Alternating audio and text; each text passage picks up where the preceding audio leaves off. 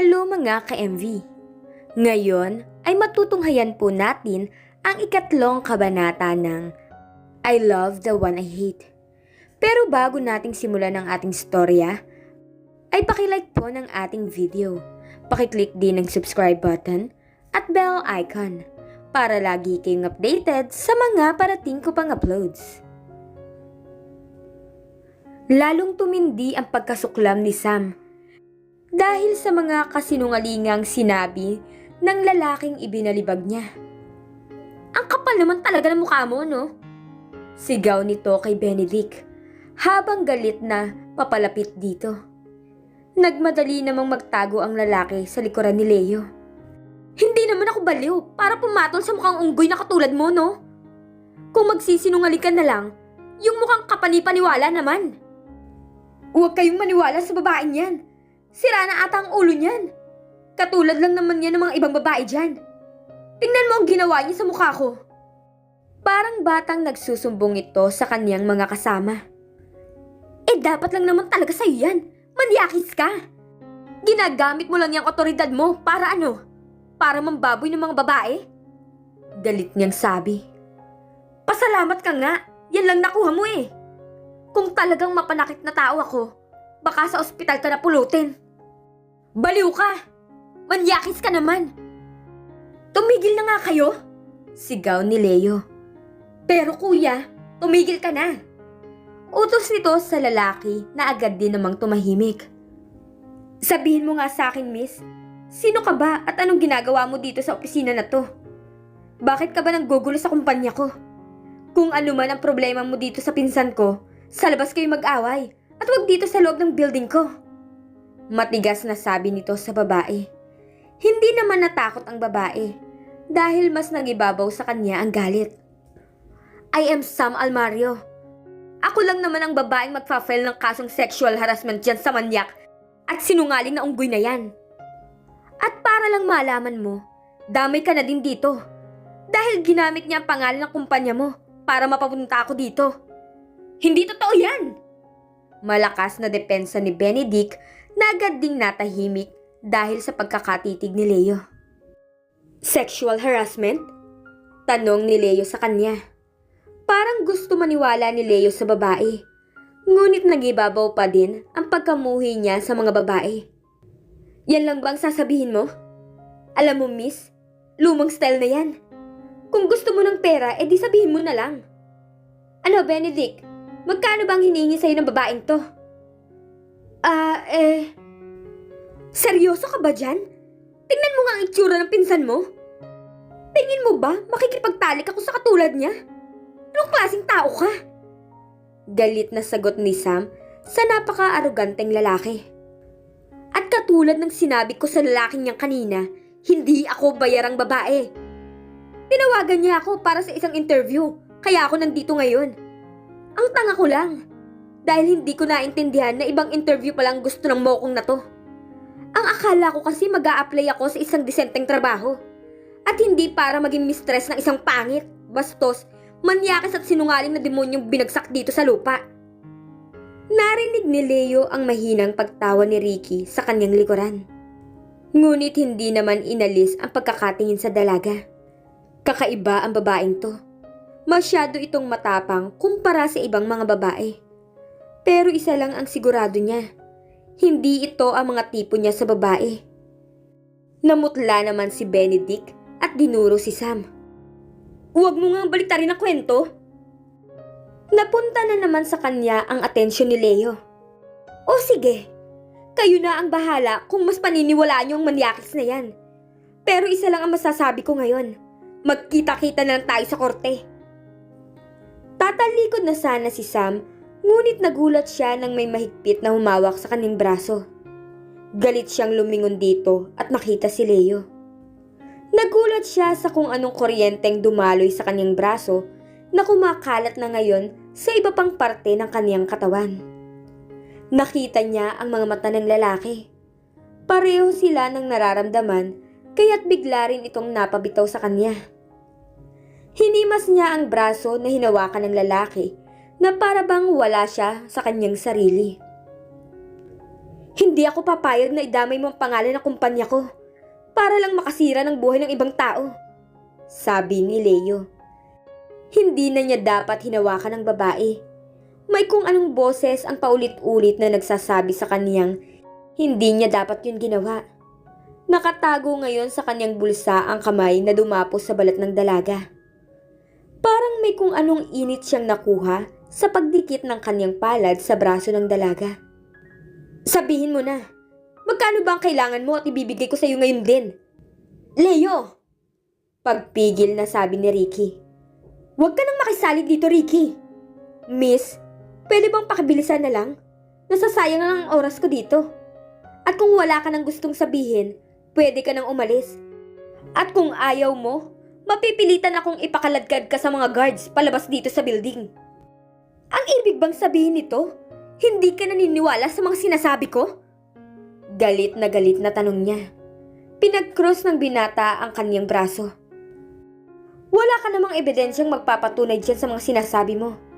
Kaya bakit naman ako maniniwala sa'yo, hindi ba? Nanlisik ang mga mata ng dalaga. Nanginginig na siya sa sobrang galit. Ibinagsak niya ang bitbit na envelope at nagsimulang buksan ang botones ng kanyang blazer. Anong ginagawa mo, ha? Kalmadong sabi ni Leo para itago ang pagkagulat nito sa ginagawa ng babae. Hindi niya kaya ang paghuhubad na ginawa ng babae. Sobra na ito para sa kanyang nararamdaman. Gusto mo ng pwebe, hindi ba? Ito, ipapakita ko sa'yo.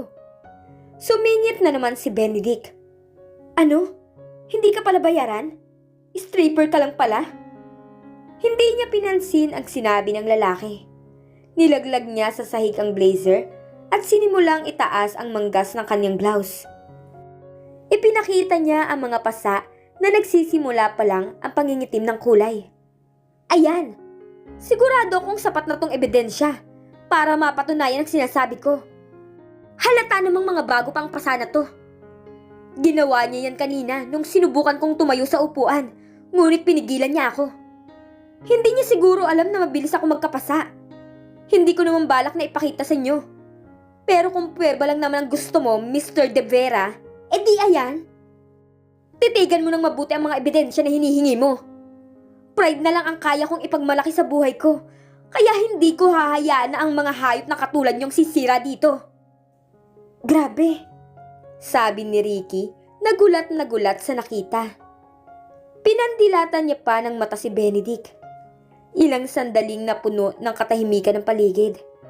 Hindi malaman ni Sam kung ano ang mga emosyon na ipinapakita ng mga tao sa opisina. At ilang sandali lang ay binasag na din ni Leo ang katahimikan. Pasensya ka na, Miss Almario. Ako na rin ang hihingi ng paumanhin para sa disgrasyang dinala ni Mr. Alcantara sa'yo. Makakatanggap ka ng kabayaran para sa medical care para sa mga pasamo. At sa mga nasabi ko sa'yo, handa akong tanggapin ang anumang kailangan mo. Ipinapangako ko na ibibigay ko kung ano nais mo. Basta huwag mo lang ituloy ang demanda sa kumpanya ko. Gusto niya mang isigaw na wala siyang pakialam sa perang kapalit nito at murahin pa sana ang lalaki. Ngunit naalala niya ang dahilan kung bakit siya nandito. O sige, kinuha niya ang ginupit niyang bahagi ng dyaryo at itinapat ng maigi sa mukha niya. Ito ang gusto ko. Tiningnan nito ang papel at nakita ang pulang marka. Nakasaad dito ang isang bakanteng posisyon sa kanyang kumpanya. Pasensya ka na, pero nakasaad dito na lalaki lang ang kinukuha namin para sa posisyon na yan. Tinitigan niya ng maigi ang mata ng lalaki. Well, pasensya ka na din. Ito lang ang kapalit na tatanggapin ko para hindi ko kayo idemanda. So ano, tatanggapin mo ko o idedemanda ko kayo? Sandaling tumalikod si Leo. Kung ano-anong mura ang ibinubulong niya. Habang pinupunas ang mga palad sa kanyang muka at hinahagod-hagod din ang kanyang buhok. Sandali niya lang itong ginawa bago humarap muli sa babae. Sige, parang napipilitan itong sabi. Pwede ka nang magsimula bukas, Miss Almario. Pero binabalaan na kita. Hindi ako magiging mabuting boss. Gusto sanang magtatalon sa tuwa ni Sam, Ngunit kailangan niyang panatilihin ang kanyang postura sa harap ng lalaki. Kasual niyang kinuha ang blazer at envelope na nasa sahig at saka formal na humarap sa lalaki. "I'll see you tomorrow, Mr. De Vera." Malamig na paalam nito at saka tumalikod at naglakad papalayo. Sa loob ng opisina ni Leo ay tahimik lang ito at naninigas pa din ang mga kalamnan dahil sa nangyari kanina.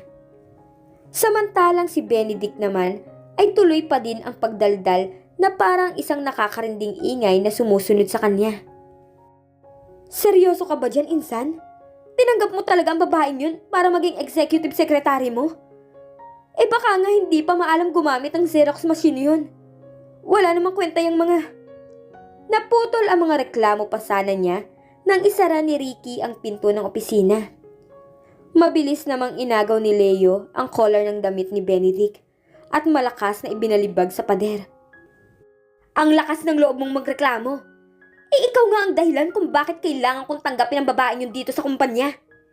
Sisirain mo pa ang pangalan ng kumpanya ko dahil lang dyan sa kababuyan mo. Ano bang gusto mo? Mapabagsak ang negosyo ko? Dahil dyan sa pang-insultong ginawa mo? Wala ka na bang ibang inisip kundi ang pakawalan niyang nasa loob ng pantalon mo? At kapag nakita pa kitang hinawakan mo si Miss Almario, hindi na ako magiging responsable sa kahit na ano pang gawin mong hayop ka." Galit na binulyawan siya ni Leo. Noong makita niya ang mga pasanang dalaga kanina, ay saka niya na-realize na totoo ang mga sinasabi nito. Parang gusto na lang nitong ipasagasa sa malaking truck si Benedict dahil sa kahiyupan na ginawa nito. "Leo, tama na! Hindi na siya makahinga!" Pag-awat naman ni Ricky nang mapansin ang matinding galit na nararamdaman ng kaibigan. "Ayoko nang makita yung pagmumukha mo, Benedict." Pinakawalan na nito ang pinsan nito na takot ngayon sa kanya. "Kung mahal mo pa ang buhay mo, huwag mo nang subukan pang pumasok dito sa kumpanya ko o kahit sa buhay ko. Naiintindihan mo?" Napalunok ito, ngunit hindi pa rin napigilan ang magprotesta. "Bakit ka ba nagagalit sa akin? Eh babae lang naman yun. Ako pa nga ang dapat na kinakampihan mo. Bukod sa pinsan mo ko, alam kong labis ang pagkamuhi mo sa mga babae." Lalo pang nagdilim ang paningin ni Leo. Kinaladkad niya ito papalabas ng kanyang opisina. "Hindi ko kailangan sa kumpanya ko ang isang taong makitid ang pag-iisip. Lumayas ka na sa harapan ko at huwag na huwag ka nang magpapakita sa akin." Sigaw niya dito habang tumatayo ang pinsan nito sa sahig. Mukhang may gusto pa itong sabihin pero inunahan niya na ito ng malakas na sigaw. "Alis!" Nagmadaling umalis si Benedict at ibinalibag naman niya ang pinto ng opisina. Hinarap niya ang kaibigang si Ricky na nanonood lamang sa kanya. "Oh, anong tinitingin-tingin mo dyan?" Asar nitong tanong. "Wala naman. Naisip ko lang na tama ang ginawa mo. Kung tutusin, kulang pa nga yung kumpara sa ginawa niya kay Miss Almario." Napasimangot naman ang kanyang muka. Tama man sa paningin ng iba ang ginawa niya, ay hindi pa rin niya nagustuhan ang mga inasal niya kanina. Nagsimula nang pumasok sa kanyang isip ang mga pwedeng mangyari sa pagtanggap niya sa babae bilang executive secretary niya. "Huwag mo na ngang ipaalala sa akin yung katanghang ginawa ko. Puro na lang kamalasan ang nangyayari ngayong araw na to," sabi niya sabay kamot sa batok. "Malay mo naman pare, bigyan muna natin ng pagkakataon. Malay mo masurpresa ka pa sa kakayanan niya." "Masusurpresa lang ako kung sasabihin sa akin kaya niyang magsalita ng 3 klase ng lengguwahe. Hindi ako makapaniwala na nagdagdag ako ng walang kwentang babae dito sa opisina ko. Sa tingin ko, ang kaya lang gawin ng kapiranggot niyang utak ay ngumiti." Napaisip naman si Ricky. Parang hindi ko naman siya nakitang ngumiti kanina. Nang mapansin niya ang masamang tingin ng kaibigan, ay agad siyang nagseryoso. "Hindi pre, sa tingin ko maganda ang ginawa niya kanina. Talagang nadala niya ng maayos ang sarili niya. Magandang panimula na yon. O sige, pupusta ako ng 5,000 na tanghali siyang papasok bukas. At dadagdagan ko pa kung hindi siya magtatagal dito ng 1 buwan." Paghamon niya sa kaibigan. Tinanggap naman yun ni Ricky. "Sige, deal. Napalingon ang dalawa nang pumasok sa opisina ang sekretarya niya na may bitbit na 2 kape. Napansin niya na masyadong maiksi ang skirt nito at mababa ang cleavage ng blouse na suot nito. Hindi angkop ang kanyang pananamit sa office standards. "Kape po, sir," sabi nito sabay ngiti ng malambing sa kanya. Bumalik ang pagkiirita niya sa babae dahil sa kasalanan nito kanina. "Hindi ko na kailangan yan. Lumayas ka na din sa harapan ko at simulan mo nang magligpit ng mga gamit mo. You're fired! Wala ka ng silbi. Puro kalandian lang yung inaatupag mo." Bulyaw nito sa babae. Mangiyak-ngiyak na lumabas ng opisinang babae. Napailing-iling naman si Ricky sa inasal ng kaibigan niya. Sana ay maging tama ang iniisip ni Ricky na maging malakas ang loob ng babaeng papalit sa posisyon niya bilang sekretarya bukas. Pero kahit na ganun, ay labis pa rin siyang napahanga sa ginawa ni Leo kanina. Ngayon niya lang nakita si Leo na nagkaganoon dahil sa isang babae. Naisip niya na mukhang pwede ngang mangyari ang mga bagay na naiisip niya para kay Leo. At dito na po nagtatapos ang 3 kabanata ng I Love the One I Hate. Minalas man si Sam sa interview niya, nagbunga pa rin naman ito ng isang mabuting balita. Natanggap na siya sa isang kumpanya bilang executive secretary. Ano kaya ang mangyayari sa unang araw ng pagtatrabaho ni Sam? Magbago kaya ang pakikitungo ni Leo sa isang babaeng empleyado? Ang kasagutan, abangan niyo po sa susunod na mangyayari. Maraming salamat.